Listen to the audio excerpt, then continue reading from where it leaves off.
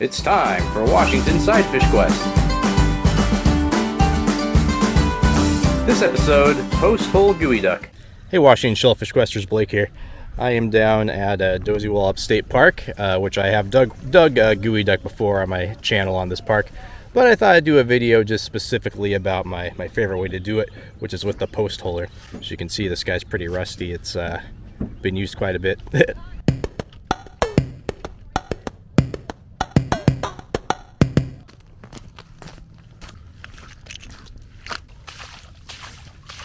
So the first thing with using a post holder, I should tell you, is you got to have good hard sediment. So where I live in the South Sound, I would not use a post holder. I just have to use the machined Geoduck tube that Shingo and I went halvesies on, and it's a lot more work. You have to dig around the Geoduck. It takes like 20 minutes. It's a lot of the time to get to the duck.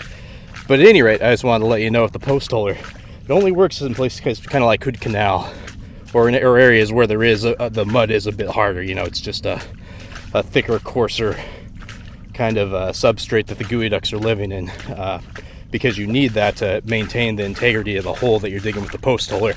If I did it down home, it would just collapse pretty quick. Well, I'm in the water now.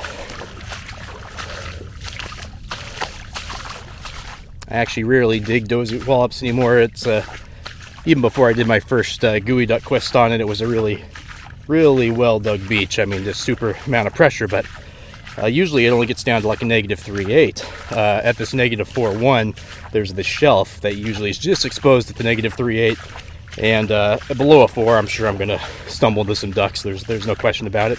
Oh, look at this, crabbing's closed, but that is a big dungy. This guy's probably 9 inches. Oh, it's mating, that's why. It's probably 9 inches across the back. Look at this. Down where I live, a huge advantage is there's not eelgrass everywhere. Now, I love to see the eelgrass, don't get me wrong, it's wonderful. But it can disguise those necks. So when I'm Geoduck hunting at Dozy Wallups, the older I get, the more I'm adopted. Just stand there and watch. And as I said that, I just saw one spurt. Wow. But I used to be more, mobile and just walk around for them. But I just stand in one place and see if any water pumps up when I get down to the water. Now, I didn't see where that squirted, but that neck should start to kind of come up through the eelgrass here at some point. Standing kind of near it will hopefully keep people from walking over it and scaring it down. Just saw it squirt again. Let's move the kelp and see if that's a duck. Let's see, where was it?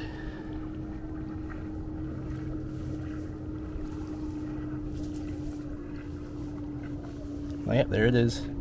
Is it right there?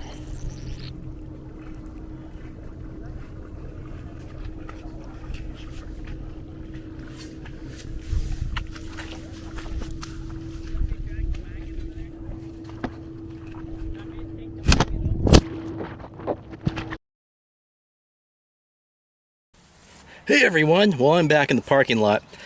So this episode just got a lot more intense for me personally.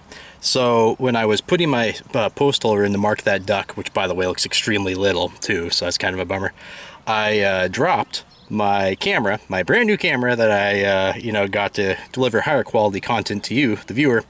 It fell on the eelgrass, and it's a very nice camera. It's called a DJI, but it's also like a very kind of fragile camera.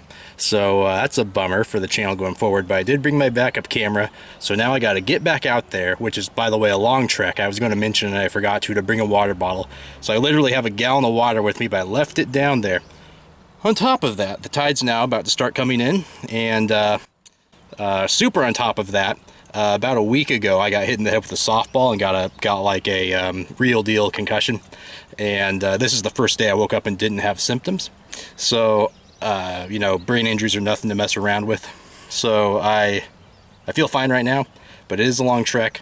I'm going to go out there, and if I still feel fine, I'll dig that duck. If I don't, I'm just going to have to call it because, like I say, your brain's, I'm told, a pretty valuable thing. Probably by big brain, All right, here I go again on the big trek.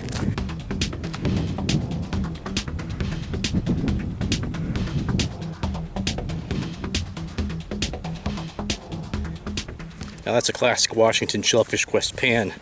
Whenever I gotta do it really fast, so you can't see my hand shaking, holding the camera because there's no gimbal. Where is it? That's it.